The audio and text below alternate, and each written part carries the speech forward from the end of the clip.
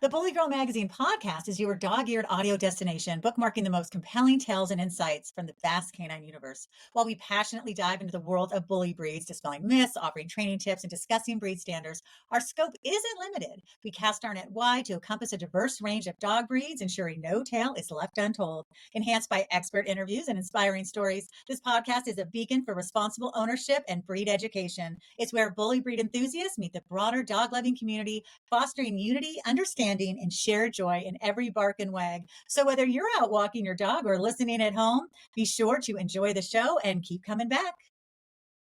So glad you're listening or watching the Bully Girl Magazine podcast. I remember my first experience at a rescue. It's when I was 33 years old and I got my first dog, a pit mix named Bailey. And it was just a wonderful experience. And we locked eyes and we instantly fell in love. And I didn't know what kind of dog he was. I didn't care. I just wanted him. Turns out he was a pit mix. And that's when I learned the joy of the bully breed. And joining us today is somebody very special, Monica Febles from Brave Bully Rescue. Monica, welcome. Hi, thank you for having me. Oh, it's so So nice to have excited. you on. Now, I Yeah. know you have more than one dog. So, do your dogs do anything fun, unusual, quirky? Yeah, I have two that do the head tilt, like most pitties do when they see a treat or hear a rapper. Yeah. He just gets excited and just does his head tilt, and then if he hears it again, he does it again. So it's pretty funny to see that. And then I have one that plays dead. He literally Oh. like sticks his legs up and lays out there for like 5 minutes without moving. Sometimes I'm wondering, like, is he okay? So you didn't train him to do that? He just does that? No, he just always been like that. And he's always Manny. He'll literally like grab a flip flop and just walk around with it, hold it in his mouth, not chew on it. He just likes to like hoard things and just keep them to himself and not chew on it. So that's a good Oh, well, thing. that's good. Yeah, Benji has one of my daughter's old roller skates, and it's heavy. And my lab, he'll Yeah. just carry it around. He just always wants to have something in his mouth. So when did your love of dogs begin? And then when did your love of pit bulls in particular begin? So I've always loved animals, dogs. I I just didn't have many growing up, but I've always loved them. Um, And when I turned 20, I was living in Dallas at that time and I adopted a puppy. I didn't really, to be honest, I didn't really know like the pit bulls, like I've heard of them. I just thought it was the cutest puppy ever. Oh, And yes. she was chunky and I just adopted her. And she was great, and I just realized, how this breed, I learned more about it, read on it, and they're very active dogs. And I was 20 at that time, so it was okay. She was my jogging buddy. Fell in love with them. Sadly, like I was with someone else at that time, so I moved back to Houston. They wanted to keep he wanted to keep her, but that was hard for me because I couldn't bring her with me. Then after years passed and she passed, but I finally got my first one, like with my now husband. It was in 2008. Yeah, Oh, Chaos. nice. His name is Chaos. He was a puppy. He was actually rescued with his siblings and mom after a tropical storm we had in Houston. So the mom was pregnant, wandering around, and this rescue rescued her and the puppies. And my husband, like when he saw his name was Sammy at that time, Mhm. and we just knew we wanted him, and we adopted him. He's still with us. He's 14 years old, Oh. and we learned he's mixed with Great Dane, so he's kind Oh. of big, but he's older. He lost, they lose weight, but at Mhm. one time he was like 98 pounds. He's now like 80. But yeah, so that's how it started. And my husband, he's always loved animals too. So we just kept getting them. And I'll tell you more about that. Yeah, no, I think that's great. Well, when did you know that you wanted to run a shelter? So I want to say it was 2013, a year before we started. I we were living in it's called Spring Branch. It's part of Houston. In that neighborhood, my husband went to work that morning and he came right back. I thought something was wrong. And he's like, oh my God, I just found these two pit bull puppies out here wandering on the street. And I'm like, oh my God, that's, I mean, they don't stand a chance out there. And I know, in that area, we're in the city of Houston. And they were about 4 months old and cutest puppies ever. And I'm like, we had our two dogs at that time, and I'm like, okay, what do we do? I had no idea, like, honestly, the how shelters worked in Houston, and I didn't know there was a big Facebook community of rescues and volunteers. I wasn't very much in social media at that time, so I didn't know that. So what I did, like most people do, they think of shelters that it's a place that they're gonna find them amazing homes, they're gonna be safe, and Mhm. that wasn't the reality. When I called the city shelter of Houston, they basically told me that if I turned them in, they own the dog now, and like they will release them in 3 days. And I'm like, what does that mean? And they're like, well, if nobody comes through or adopts them, we release them. I'm like, what do you mean release them? Like, we euthanize them? I started crying. I'm like, no, like they're puppies. Like, what do you mean you're gonna put these puppies down? And I learned that that's what happens. They put them down after 3 days if they don't have space. Um, so of course we're like, we're not taking them to the shelter. And we were renting a home at the time, so I knew we couldn't have two puppies. We already had two dogs. So I don't know how it happened. I think I went on Facebook. I started Googling, and I just saw this big community of rescue on Facebook. And I reached out to quite a few organizations, and a lot of them, there weren't that many pit bull rescues on top of that. And there were rescues, but a lot of them didn't work with pit bulls, or they were full. That's a big Mhm. problem. Everybody's always full. So I just kept networking, and I said, well, we'll foster them. We just want to get them a home. Um, so we did that with a couple rescues. We went to like adoption events. Um, and I was networking, and long story short, one of them, Shadow, my one of my good friends since middle school, she adopted her. Oh my So I knew goodness. she would have the perfect life. And then as I was networking, we kept the other one, Tigger, and we fell in love with him. But he was a lot. He was from bunches, like he was just full of energy, and we're like, oh my gosh, we have our other dogs, but we're like, we're gonna keep him until we find him a home. So I've learned that there was just too many dogs. There's a problem in our city, unfortunately, and Tigger was just one of many, and there was a lot of rescues also that wouldn't get back, and that was like to me very hard, very stressful, because I felt like, at least get back and let me know if you can help or not help or guide me. So I became friends with which she's my partner in rescue, through Facebook. I met her through Facebook, and I met some other people, and they saw that I was donating, volunteering. I was very involved, not just the dogs that we found, but helping other dogs. And and they're my friend.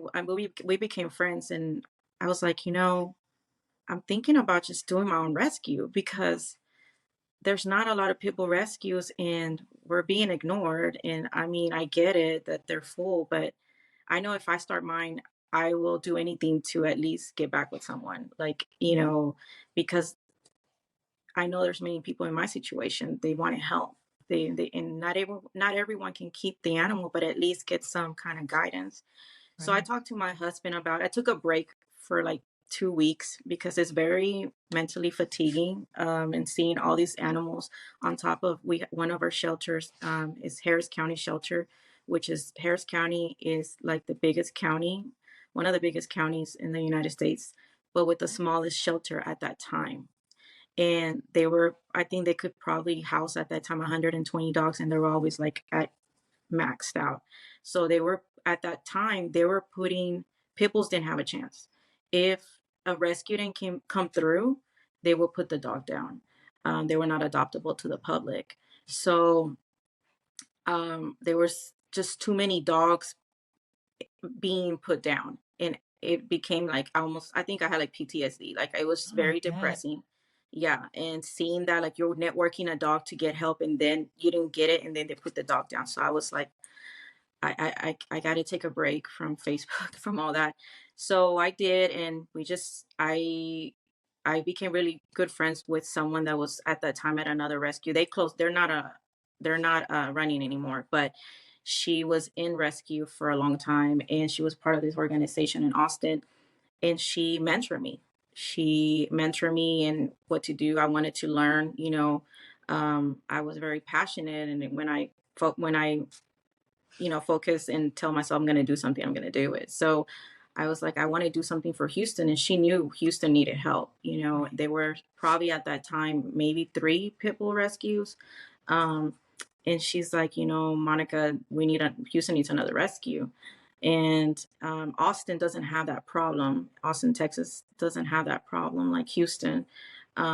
So she mentored me. I started working on my applications, what to do, like, the whole procedures. I wanted to learn how to do it the proper way. And my thing was always like, I want to be that rescue that it's about quality, not quantity. And Right. that's a problem that a lot of rescues, you get emotionally involved and you take in too many. And I knew like that I didn't want to do that. I want to help as much as I can, but be realistic. So my husband, he actually came up with the name. Because my dog's name, the face of the rescue, that's That's Bravo. That's my dog. oh, And so he's 13. beautiful. So Bravo, we just thought about it. And he's like, they're brave dogs, Yeah, they brave, are. bully rescue. And there wasn't another name like that. And we, you know, went and registered it and just put it all together and made our Facebook page. And that's how we started because of those 2 puppies, because we Wow. knew that they didn't stand a chance. And when we started our rescue, I networked Tigger, the one that was Hmm. left over, and a Houston police officer, a family, they adopted him. So that Hmm. was very exciting that a police officer Wow. adopted him, and he was a great fit. He's still with them. Oh, I good. think he's now what, like almost 10 years old Oh out my there. goodness. So yeah, that's basically why we started it. Oh, that is so nice. And I love in the Who We Are section, you write, we will fight for their lives and show the world this magnificent breed that has been tarnished by dog fighters, criminals, and negative media. And it's absolutely heartbreaking. I was out walking Blue yesterday. I like to take him a lot of different places because I always end up doing pit bull education. And Mhm. he's such a sweetheart and he's super mellow and he just loves everybody. And 2 people came up to us and they're petting him and he's licking them and wagging his butt and his tail and everything. And one woman's like, "Oh, what kind of dog is that?" I'm like, that's a pit bull." She's like, "Really?" I said, "Yeah, this is what a pit bull is. They're love." And then I start Yeah, on they have the same or better temperament as the lab and the golden real. And then another guy was like, "What kind of dog is that?" So it's so good when you can do education around it. But I just really admire what you're doing and what you stand for. thank you. I appreciate it. Yeah, We always say in wrestling, it's a thankless job, but it's a lot of work. So it's very mentally and physically. I bet. But sometimes I have to take a break. But it's one of those things like when you love animals and you know what's going on and you've seen the abuse, the neglect. We have had a lot of hard cases. Like it's something that, I'm just like, God just keep giving me the strength to do this because, I know they need us. And I wish I could save them all. I really wish Yeah, we could do that, but it's really hard because the main thing is that why we promote education on spay and neuter, the breed is important to have, and that's another thing. Like I'm not against reputable right. breeders. Yeah, But the problem is the backyard breeders that are mixing these breeds and they have not, a lot of health issues. right. But I believe that, you should spay and neuter your dog, even if you get a full bred, or you just need to be responsible, Right. pet owner. That's Yeah, I what think it the comes down. responsibility is Yeah. absolutely. Well, I want to say you've saved over 800 lives. That must feel so amazing, even though you can't save them all. That's huge. Mhm. Thank you. Yeah, with my partner, my volunteers, fosters. I mean, we couldn't do it without our fosters at all because we don't have a Yeah. shelter. Like most rescues, we don't have a shelter. So our fosters are like the lifeline of rescues and volunteers, donors. We can't do it without our supporters. But yeah, we've, maybe it's not in like a huge number, but for us it is because honestly, to adopt one pity, we always say it's like adopting out six scruffy, fluffy dogs. Like it takes a I lot. bet.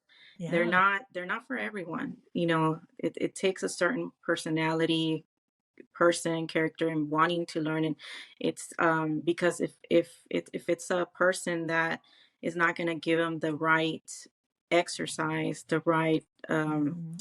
stimulation, training, if it needs training, attention. These dogs require a lot of attention. They're very Yes. they're human dogs, and Yeah. that's the problem. You start putting them in the backyard, not being with people, socializing them, it becomes a problem. So Oh, it's yeah. very important that these dogs are family dogs. We adopt only to be a family indoor dog. We don't allow them to be a backyard dog. I don't even So understand that, to be honest. Like, why even get a dog then? The whole yeah, point to me is that's part of the family. exactly. Like I don't get that. And some people get them for like to be guard dogs. And honestly, they're like the worst guard dogs. They Like really are. we always say, I mean, maybe one of ours, he's mixed with a lab. He's our Mm. special boy. Um, Come here, Tank. But literally they'll just lick you. Yes, exactly. Oh my gosh. Yes. If you want, if you want to come and try to rob us, Blue is going to sit on you and lick you, and that's it. Yeah, that's how Tank is. Manny, Tanner, my senior, I mean, he just barks, but he wouldn't hurt a fly. Like, Yeah. so yeah, it's just very important to, that's why, sometimes people think rescues are just so hard on adopting out, but we have our reasons why we are, we have to be very, very thorough, very, you know, uh, just, yeah, strict, Particular. It's important. because we put, we commit, well, speaking for myself, for my rescue, we commit to the life of the dog. So what does that mean? That when we rescue the dog, we are putting, we're bringing them back to health. We need to train them, we train them. And it takes a while, some of these dogs to be rehab or, you know, um, decompress from whatever situation they've been through. So we put a lot of work and we want to make sure that they don't end up in that situation again. Exactly. So We that's why we have our criteria. That's why we do, we have 6 steps. We have, application. We do background checks. Is because we know what these dogs have been through and why they end up in the shelter. Now, do we ever get dogs back? Yeah, we just got one back, but it happens. No matter how yeah. much, vetting you do, it happens. But we always take our dog back. We will not let them like go to a shelter or we will take them back. And that's why I feel like we're never going to be able to close if we ever Right. did, because if somebody couldn't keep the dog anymore, part of the contract, they have to return the dog. If they have a family member that wants to keep them, that's fine, but they need to go through the process with us. Oh, good. Yeah, we want to make sure they're fit to have this dog, um, and that they, can give them what it needs, because it's not just love. I mean, it takes money to have a dog. Oh my God. I've So gone true. through mine. Oh, I can't even, the amount of money we spend, but it's a big responsibility. You commit to the life of the dog. So yeah, that's why I say that our process is kind of lengthy, but it's because we're trying to, we're not a shelter. Shelters are trying to get them out, so anyone can go adopt a dog. Right. We just want to make sure we find them the right families, and that the dog is also the right fit for the family. We always try to, see if this dog is good with small children or Yeah. better off with no children, or dogs, cats, and you don't know that when you're getting a dog from the shelter. They can tell you, but when you bring that dog out of the shelter, it's a totally different dog. And we've Yeah, seen that's that a true. lot. So that's why it's important to us. We don't just rescue a dog and put them in boarding facilities.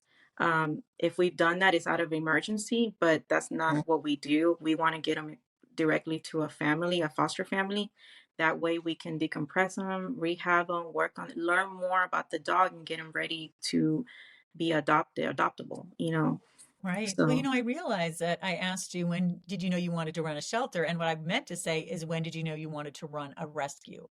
So people who are listening are like, I've heard of fostering, but I don't really know what that is. What do you mean you don't have a shelter, like a place? Talk to us about what fostering is and how that is really key to saving these dogs. yeah, it's the most important thing. We could have all the money, but fostering Right. is the most important. Yeah, most rescues don't have a shelter. There's some that do. Hmm. Um, I personally, in my opinion, I prefer to have foster families because to me, it's like bringing the dog from a shelter to putting them back into another shelter. It doesn't help. So they need to, this breed craves human attention. So you need to bring this dog and get him used to being in a family environment. We need to learn more about them. If they're, like I said, if they're going to, the most important thing to me is the children's safety, anyone's safety, because they're big dogs. Any dog can hurt, but any big dog can hurt, make some major damage. So, um, I know what we're dealing with. So I want to make sure that we are always trying to play safe and the safety of humans come first. So that's why it's very important fosters, because they help us. We have had fosters that have been on their 10th dog, and sometimes it gets hard Awesome. because there's one Yes. dog that you just get so attached. I've had lots of foster failures. My husband and I are the worst fosters. That's why we had 6 dogs. Yeah. Because we had 2 before we started rescue, and then Right. we end up foster failing 4 times. So we're like, okay, we're probably not the best fosters. But It's funny that I just wanted to say about the foster fail. I didn't know what that meant at first. I'm thinking, well, how's that a fail? And it's just like, because that's yeah, before I understood the whole concept. Because if you keep the dog and then you don't take any more in, then you're not helping the rescue anymore. So there's a right. woman behind me who fosters, and she said, you have to take 6 dogs first. And then if you fail, you can go ahead and fail. At first I didn't know what that was, and then I learned Yeah. through, the rescue community, and I was like, what do you mean foster fail? And I'm like, okay, Yeah. I get it now. But yeah, we have had fosters that they're amazing. I mean, they're falling like, please, please, we need you to help other dogs. There's always going to be one. So there's some that they understand it. Yeah. But there's just that one dog, they're like, no, I can't let it, because it was a good fit with their dog. So we Yeah. do we do give priority to our fosters, our great fosters, to keep the dog if they feel like, this is just the right fit. Yeah. Because you're But still if saving a dog. Maybe they Yeah, can keep fostering, right? yes, most of them do. Oh, good. So yeah, but like I tell them, if we get an application, I hate Hmm. to push you, but I need you to make up your mind, because I don't want to lead someone into getting this dog and Right. you're wanting to keep it. But yeah, that's the foster fail, and we have had many of those. And I like, once again, fosters, they help us with getting them to the vet appointments, training if they need it. They also help with housebreaking, just basic, dog behavior. A lot of them have a lot of experience, and honestly, they all have bully experience, so they know some of them can really handle some tougher dogs. So we also, when someone wants to foster for us, we have an application, because we also need to know how they are, how their family environment, everything. That way we know what kind of dog can we place with this family. Right. Also, if they have other dogs, we want to make sure that it's going to be eventually a good fit, or if they're able to rotate. Not everyone wants to do that, but we just have a process, because also these dogs, when they come out of a shelter, we never put them right away with the foster's dogs. There's diseases in the shelter, so we have to do like a quarantine for 2 weeks, make sure that the fosters, the personal dogs are safe. And because, yeah, there's a lot of pneumonia, Mhm. there's been a lot of diseases, so we know what's coming out of the shelter. And then once they're better, we slowly like work on introducing our dog with the foster's personal dogs.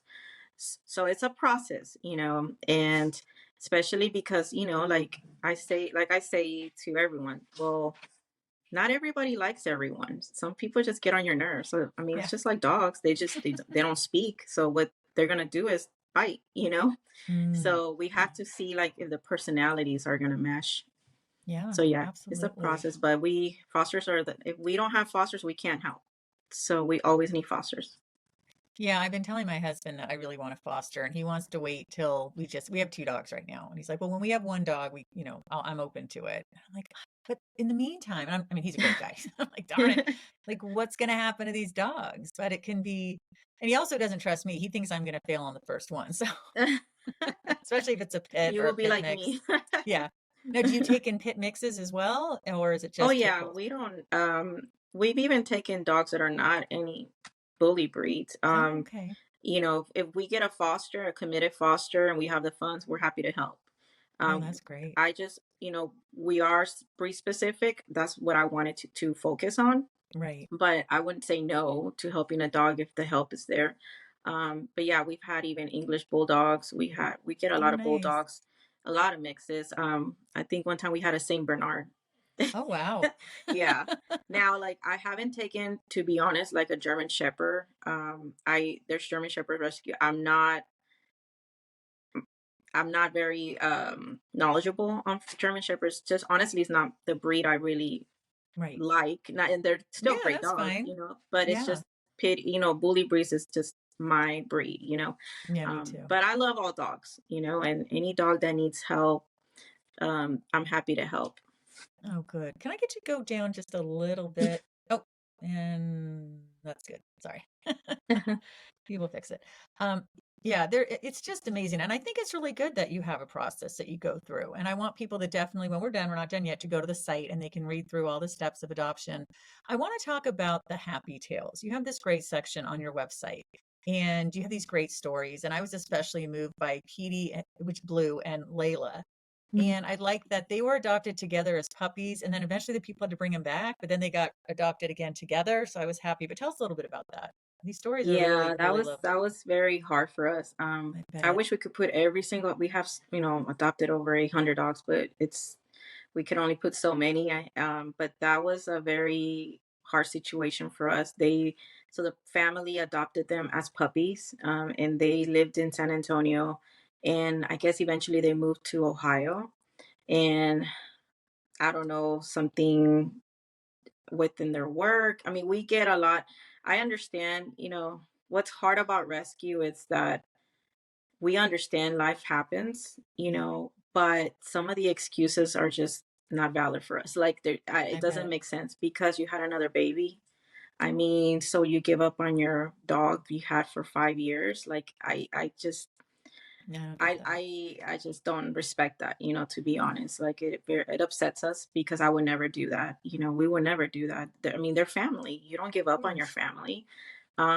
So these, especially Pity was he was a dog that had like 30 applications when he was a puppy. He was the He's most gorgeous puppy ever. he's still And gorgeous. yeah, and he and Layla was so tiny and cute. So we trust these families to adopt our dogs, and I thought it was like a great, not saying they're a bad family, but the way it happened, and we were put in a situation now, getting these dogs from Ohio back to Texas, and it's hard because we don't have like just fosters like waiting for another dog. We have to look for fosters, or if our fosters are full, we don't have space. So then we're like, okay, they've got to go to boarding, and we hate doing that. Mm. That's like the last resort for us, boarding. But we do work with good boarding facilities, and we have volunteers. We don't just put them in boarding and that's it. They go and check on them, take them out, Oh, because good. we want them to keep getting socialized and have the Right. proper exercise. So yeah, that's what happened with them. And thanks to this wonderful, wonderful person that adopted them, um, from, I think she lives Seattle. She's in Washington, and she's amazing. Like this lady, she updates us all the time. Every year on their anniversary, she sends us a big donation to be. She's so Great. thankful.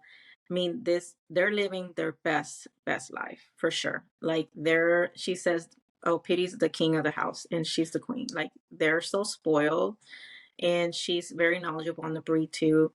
When at first, she needed some training because it was a big, imagine these dogs had this family since they were puppies, and that was How old were taken away they from. when they gave him up? Um, I believe they were 4 or 5. So imagine they were Crazy. when they got adopted, they were like 2 months old. I don't know how people do that. No, and that was like, and it's so common. Like it was just really hard. But I'm just grateful that she found them, and she paid for transport. We do adopt out of state, so she's Cool. just been a blessing, and she sends us pictures, and we love getting updates. We check on the dogs too. We love seeing updates when a dog was adopted, like 7 years ago, and just seeing that they're still doing amazing. It's a great feeling. So that was bittersweet story, but it had a Yeah. great ending. Yeah. I know it really did. I mean, the work you're doing is so incredible. Tell us about this extravaganza event that you have coming up. So October's Pitbull Awareness Month. Yes. So we always have an event on October. Unfortunately, when the pandemic happened, we stopped having events. Mhm. So we've only had one since the pandemic on October. It was in 2021. So we're trying, with work has been busy. I'm also a realtor, so you can imagine the weekends are busy. I But bet. we've been getting more volunteers, and I'm like, okay, let's do at least if we can try one event a month. And so we're having next Saturday from 4 to 7 at this is like an outdoor bar. It's really fun in Houston called Axel Rad.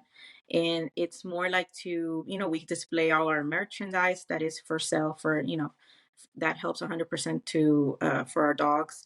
And we are going to have Mocha is a puppy that we rescued. And we might have Coco. Coco's a dog we just got back, and it's a sad story. But he came back from Canada. We do adopt to Canada. So we might have him if he's ready, because we also at events that are with lots of people, we got to make sure the dog it's going to be okay in that Right. environment because it's loud. So that's another thing that we always make sure that dogs are very they can acclimate to that Right. environment. But yeah, it's fun. It's to also educate on the breed. Um, One of the best things I can say doing this is the adopters or even fosters and even supporters that before they were terrified of pit bulls, and their whole perception changed after meeting that one Yeah. pitty. And we had fosters that never thought that they would be like fostering a pit bull and or adopting one. And I'm like, that's why we do the application to make sure we know your lifestyle, Right. and make sure we put you with the right dog. But yeah, so that's very important to us is education and really show off like the amazing breed they are. We also do educational outreach, which we stopped because of the pandemic, but I will go to schools, elementary schools, and bring Tank, my dog, Oh, and nice. he's just a Tank has the best personality. He's just amazing. So yeah, I want to teach children, because you got to teach them while they're young, how to Right. be responsible, how to treat animals. Also not to be afraid, and just so yeah, so this is part of the event. So it's more like an educational event. And we'll have some of our dogs. We don't adopt on site.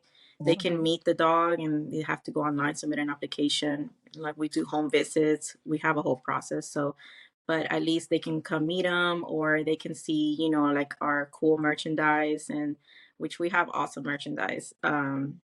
We put a lot of love in our designs and my husband he's always been very involved with that, so we'll have our we call it our swag, our t-shirts, caps. I saw you like caps. Yeah. I'm gonna have to I send love you my one. bully girl cap. Yeah. So yeah, so we have an event next weekend, and then we have another one set up in November on Veterans Day, Oh, November great. 11th. So, and that's going to be it's called Park. I can't remember the name, Oh, that's but it's okay. It'll be on your Patterson site. Park. Oh, Patterson Park. Patterson. It's in the Heights, and it's another cool spot.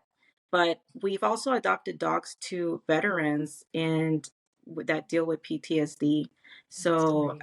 yeah, and it's great. These dogs are the best for that. Yeah. Pit bulls are special. They They are. are. You probably hear Blue snoring in the background. They're really Oh, special. I don't know if you hear Chaos. He's laying. He Oh, snores. Chaos is such a Um, great name. yeah. Then my husband, he's the one that named all of our dogs, and it's Chaos with a K. Oh, I like that. I love Tank. That's such a great name. Tank. Oh yeah, he was. It fit him. Like all their names fit him. Yep. Tank because he was a tank. We have Ruckus because he's a ruckus, and Bravo. He's just like funny, but he could be a grumpy man. And then Manny, we just kept that name when we rescued him. Yeah. And then Chance, my that was my he was my soul dog. I lost him last year to So cancer. sorry. Yeah, thank you. That was the hardest. I've never felt anything like that. That was the hardest thing ever. I can't even explain. Like I mean, I still have my moments sometimes. But he was a special rescue too. He was one of the I think he was like our third dog we rescued when we started the rescue, and he was rescued from the Houston SPCA, which they didn't work even with rescues at that time to save pit bulls. They all got euthanized unless the owner came through, and he was on the last couple of hours, and by angel of bully advocate. Long story short, I don't know how she did it, but she acted like that was her dog and she took it. I'm like, I'm not asking you questions. Yeah. I'm glad you saved that dog, and we brought him to the rescue. And I knew within the first week, like, he's not going anywhere. Like, he's going to be my dog, and that chance was just perfect. Like, he knew if I was sad, and he will get all over me and make sure, like, he'll put his chest on me that I until I calmed down. That's why I say he was my emotional support dog. Like, literally, Yeah. he knew if I was sick, he wouldn't get up from bed. I mean, this dog, I feel like there was a human. Like, sometimes I really feel there's a human in Right. them. Yeah. Like, they really understand. Like, they really, I mean, they just need to speak, and that's all there's missing. But Yeah. yeah, so he's on my screensaver on my phone. So yeah, he was a special dog. But um, I it's we have five, and then we have Hmm. Tanner we're fostering, which Tanner, my husband rescued him from the street. He was almost about to get hit by a car. Oh my And gosh. the craziest thing is that Tanner looks like a little bit like Chance, Oh, and really? he does a lot like him. So we're having a hard time. I'm like, I don't need more dogs, but no Yeah. no dog will ever replace my dog. That's Exactly. you only have one chance. That's but he does a lot of things, and I think he's mixed with the breed he was that they resemble a lot. So he's brought a lot of happiness, and if I do find him a great family, I'm happy to adopt him out. Mhm. But Yeah, well, that's that the that hard says part. a lot. Yeah, I mean, especially if he reminds you of Chance. I mean, Blue is my heart dog. Everybody knows that. And my husband's heart dog was Bobo, our Setter Shepherd mix. And God, it's been like, I think 8 years since we had to put him down. He has him on his phone, and sometimes I think, I don't know if I could handle it. I don't know when Blue. I can't even think about it. I'll start crying, Yeah, and it's he's right hard. here. Yeah, I know. I You was getting a know? little emotional. Yeah, That's like my husband with Bravo, yeah. the one on my in my mug. Oh, That's I love Bravo. it. Oh, I gotta order one of That's those. my husband's dog. Like Right. it's our dog, but that's like his dog. They have I mean, he's so attached to my husband. It's insane. So he told me actually the other day. He's like, because he's now 13. He still acts. I Mm. mean, he's active, Yeah. but you can see, he's getting old, and he's like, I don't know what I would do. I don't know how I'm gonna handle it when he goes. I'm like, that's how it It's was with really Chance. hard. It's Really really hard. hard. Yeah. There is a wonderful book I want to recommend by E.B. So Edward Boy, but that's E.B. Bartels. And I don't know the Okay. name of it off the top of my head, but it's about grief and it is phenomenal. Okay. It's the best book on animals and grief I've ever read. What is it called again? I don't remember the name of the book, but I'll put it in the show notes or ask Okay. LeVar to put it in the show notes. But it's by E.B. Bartels. Bartels, and it is phenomenal. So yeah, that's the hard part. We love them, we lose them, and then we get more. And that, because I can't Yeah. imagine life without dogs. Monica, was there anything else you wanted to add today? Obviously, we're going to get all the ways to find you and support you and all that good stuff, but was there anything that you were hoping we'd touch on today? Well, I think the main thing, like if anyone wants to know more about our rescue, just go to our website. We always need fosters. Every month our dogs need to eat or preventatives. If anyone ever wants to donate, I would say it doesn't matter how much it is, anything helps. Yeah. And basically, it's just my thing is that please don't adopt a dog unless you're really ready. Just because, like for example, this dog we just got back, Coco, and he was adopted. We rescued him and his mom a day or two before Valentine's last year from a bad situation, and we adopted him to a family in Canada, and we thought everything was great. Well, we that's one thing, by the way, we do. We always microchip all of our dogs, and we keep our rescue as primary, and Hmm. we add the family as secondary. Why do we do that? Because if and I'm glad we always, that's one of my rules, because if we didn't do that, when a dog gets out or they try to surrender him to the shelter, we will never know. Oh, okay. So I always keep the rescue as primary. So what happened, we got a call text from Vancouver, like that this dog was in the shelter, and we were like, I mean, he's bigger now, so we're like, what dog is this? Like we couldn't remember. And then we looked through our records. We're like, oh my God, that was Coco. And we shared him on our Instagram and Facebook, the story. Um, and my partner, Catherine, she's like my right hand. She's done a lot for the rescue. She's the one that handles the out of state. So she was trying to contact the family. They wouldn't get back. Finally, they got back. And he tells us that they rehomed them to a friend. And obviously, we were very upset because Of that's part of our course. contract. You can't do that. Right. And he was like, "Oh, I didn't know." I'm like, "Oh, it's important for you to Yeah, you read the did. contract. You Right. signed it." So we had to get volunteers to help. We have adopted a lot to Seattle. I mean, to Hmm. Washington State and Hmm. Oregon.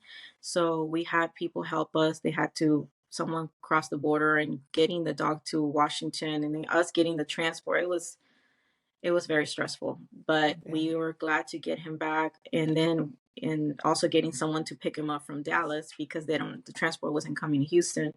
So this poor dog had to travel all the way, and it's just, to us, was very disappointing because, like I said, we trust families and we've done everything to make sure. And they pay, a dog that gets adopted in Canada, they're paying money for it. The Oh, yeah. adoption fee plus they have to pay the transport. So it was just mind blowing that this happened when they could have, if they didn't want the dog, they could have just contacted us and we would have got the dog back. So bottom line is, like, we just wish people, they really think about how this affects them emotionally. Yeah. And if you're not really ready, like, don't get a dog, just foster, maybe just Yes. foster, because it's a commitment, and they do get depressed. Yes. We see it, and that's when I say we have to decompress them. But they're dogs that they bounce back, they're great, they bounce back.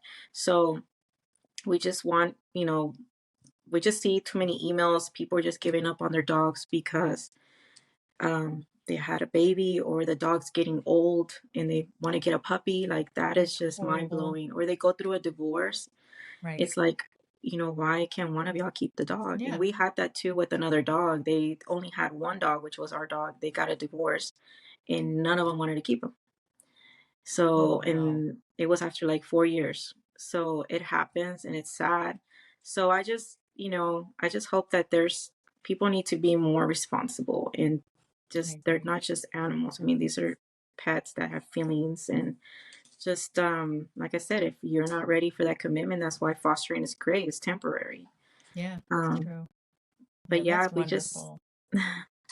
so yeah, we just check out our website. We have merchandise on our website. Everything helps 100% to our dog. We're 501(c)(3), so it helps us to get them spayed, neuter, microchip, get them preventions, and our adoption fee never changes. I mean, as far, like, we don't charge more, even if we spend $5,000 on a dog. Like, we Hmm. just, our adoption fee, it's like $350 for dogs over under 12 months, and then 325 for dogs over a year. But it includes them being fully vetted, microchips, spay neuter on preventions.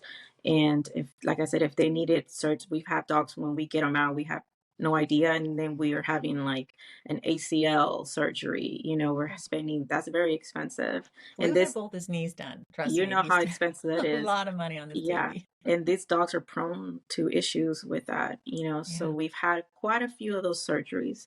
So that's where the supporters come in, donations, corporations, that we've had some that do the matching. So anything Oh, helps, because we do run on donations, yeah, in of order to keep course. helping them. Well, give us a website. It's bravebullyrescue.org.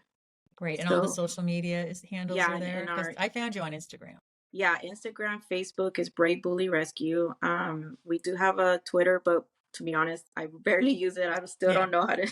It's a lot, but we're Yeah. mainly on Facebook and Instagram and our website.